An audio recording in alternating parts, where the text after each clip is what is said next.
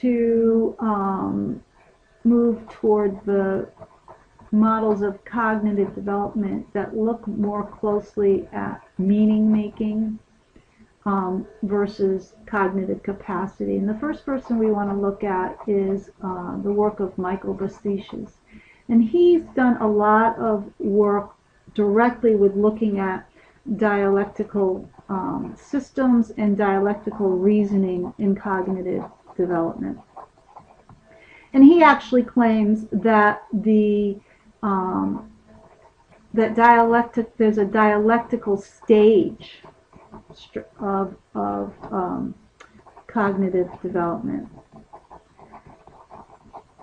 And of course, the skill sets people discount this because they claim it's only a phase in formal operations, but Basichis likes to highlight how much different the move or the movement or the growth toward dialectical reasoning is than formal operational reasoning. And so he makes a claim that it should be as discrete a stage or a level jump up from formal operations. So there's two, we'll work from the general to the more specific. There's two phases that announce the full-blown dialectical stage of cognitive development in this type of research. And the first phase is, this is pre-dialectical, is just ordinary dualism. And in the ordinary dualism phase, we see that people are reasoning from one or the other category in a dualistic pair, so that people might bias their judgment on a subjective perspective, whereas other people might bias their perspective on an objective perspective. Now, for the most part, most people dance back and forth depending upon what problem they're looking at. And so dualism means that people are biased in one or the other, but they can dance back and forth without knowing, so that there's unconscious bias, but that both sides of the argument or both roles are available to people. So within, you might go to a science class and kind of understand that there's an objective perspective required, and then you could go to English class and you have a subjective perspective. So the people can dance back and forth, but in each individual case of what their role is or what their domain is, they're taking one side of the dualistic perspective. So the next phase, these are very subtle phases, is that people begin to see this dance. This dance becomes apparent to them, and their reasoning becomes more relativistic. So they start to qualify their arguments.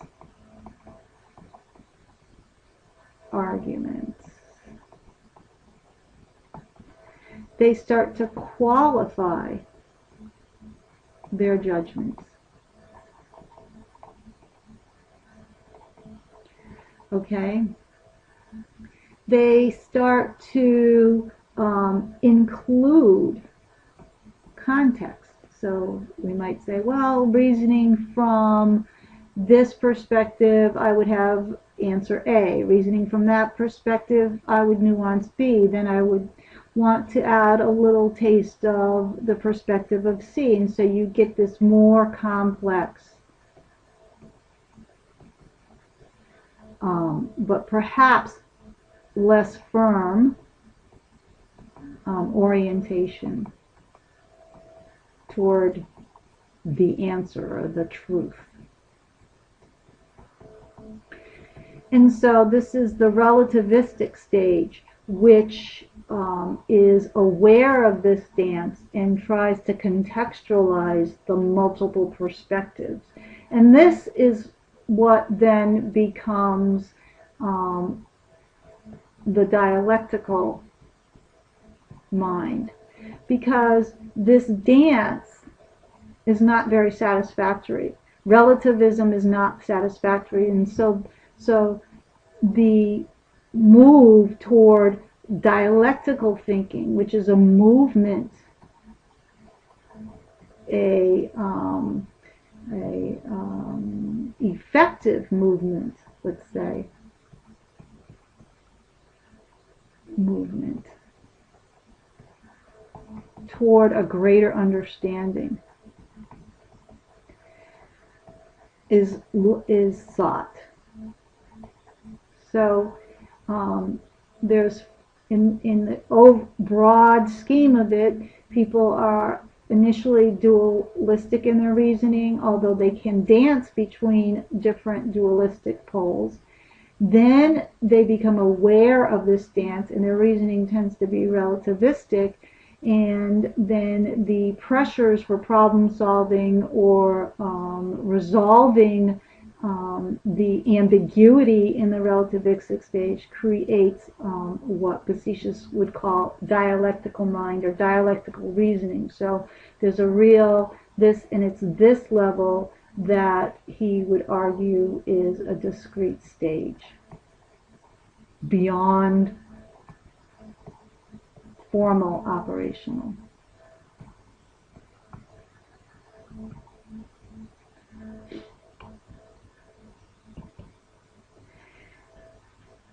Facetious has labeled or categorized two types of dialectical reasoning, and he categorizes them as dialectical, so beyond the dualistic and relativistic stages, and then he categorizes late stage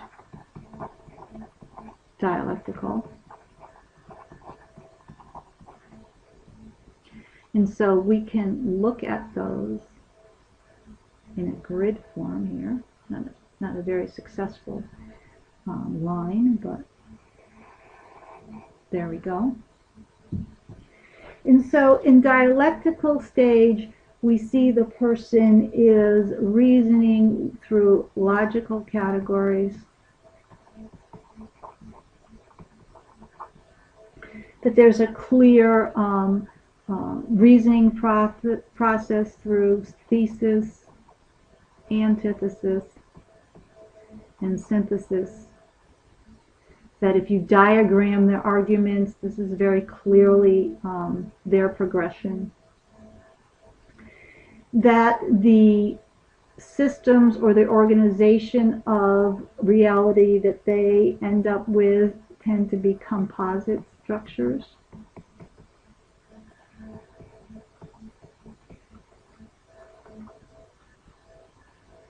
Or we could say that the approach is constructivist. So they build up information. So this concept of building up or building on ideas in a dialectical way. The end product is synthetic. Not surprising, because this moved toward the synthesis. Or we might say it's algorithmic. That makes it still linear, so that everything that was included in the premises is built up to a synthetic form that completely includes all the pieces. So like nested sets or transcend and include. So they end up with a transcendent whole.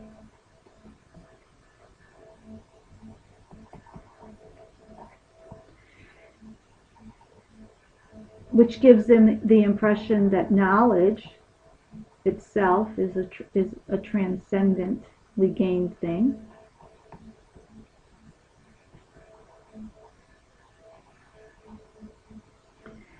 And that they operate primarily through the lens of theory. And their understanding is that reality is perspectival, but that there is the ability to get a universal perspective on a problem through this process. If you work this process long enough or hard enough or accurately enough, yes, that's a perspective, but it's a universal perspective. And Basisha says something different happens in late stage dialectical. And the reason why what happens is that people begin to be able to see this process, right? So they can see this process happening and start to undermine the constructivist approach, because they can see that it's dependent upon these conditions, which are processes of the cognitive mind. And so they move toward a different view of meaning and move through or work through some of the limitations of the dialectical stage, so that because they become aware of this movement of mind through thesis, antithesis, and synthesis, they start to organize the world in terms of forms of existence. So, for example, they start to organize the world in terms of perspectives. So perspectives are now a form of existence, or holons, which are not processes of the mind but forms of existence, or quadrivia, you'll hear that term. These are all forms of existence.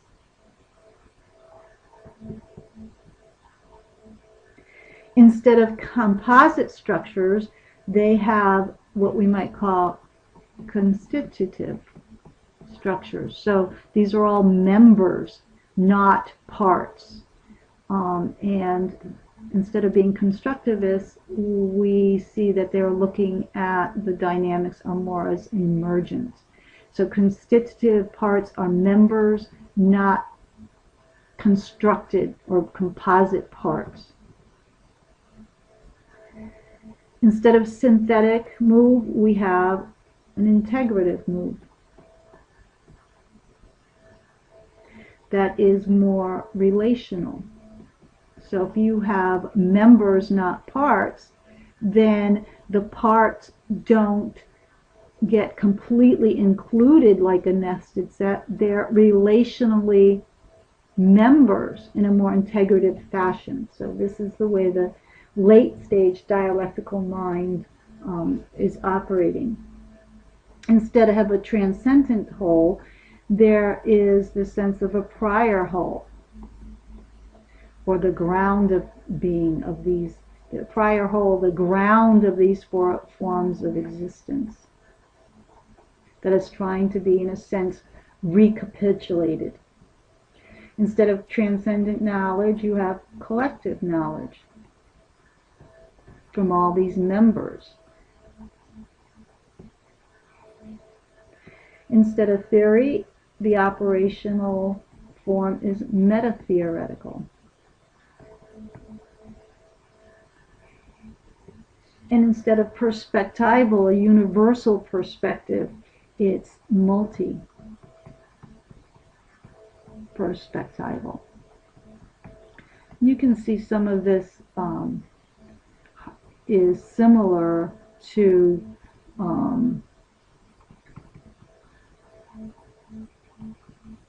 some of the evolutionary changes that we see, that we talked about before. So this is Basish's schematic. And just to give you a little preview, we can contrast this to what I would call the transition to the next movement, which we're calling ontologics, to see just how crisp a cut can be made between dialectical and ontological, and just to see what you think. So instead of logical categories or forms of existence, we have ontological categories, which are temporal terms like anterior and posterior. So this is the first time that time itself is incorporated as a category and contextualized. It's still, and also now, instead of constructivist or constitutive structures, we have ontogenetic relations in generative processes. Instead of synthetic or integrative dynamics, we have generative processes or process dynamics.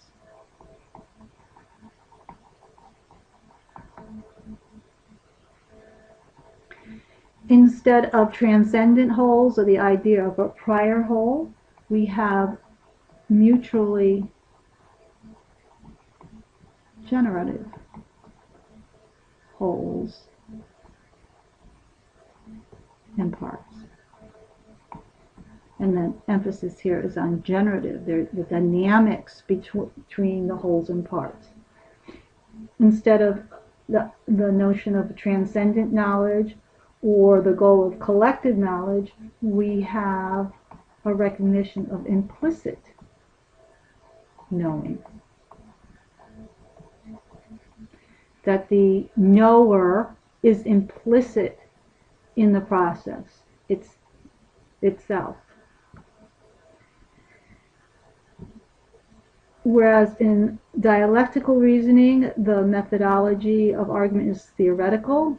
In late-stage dialectical, its emphasis is on meta-theory, or the move toward meta-theory.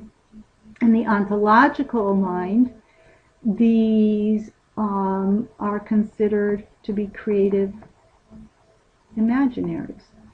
And so you have this profound shift between the situation in both of these where theory is a tool to get at reality, and that the theory somehow is reality, to this move that creative imagination, imaginaries, that you use your creative imagination to bring up certain aspects of reality that may be more relevant, meaningful, or useful. But there's this notion, this complete transparency, that we are always creating theories in imaginary ways as a tool to make inquiry. And the justification for that is that we are situated in being, and we have this implicit knowing. And so there's this phrase I like to use, is that whereas before the theories have us, as if they are somehow more real than just our imaginations, afterwards we are completely aware that we are using our mind in a creative way as a instrument of inquiry.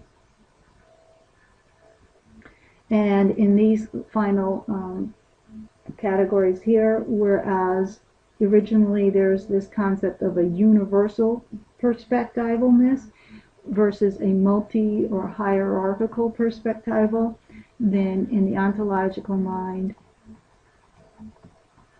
the basic structure of the cosmos is seen as being a-perspectival or open, or what Gebster likes to say is diaphanous. And so I just set this out that before we go on to the next section of this video, so you might be able to see some of these aspects as being important in what the meaning-based developmental cognitive models see as some of the highest stages of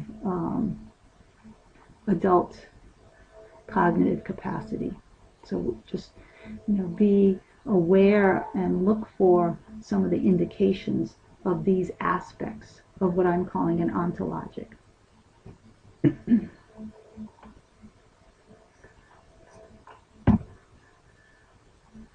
In the next part of this video, we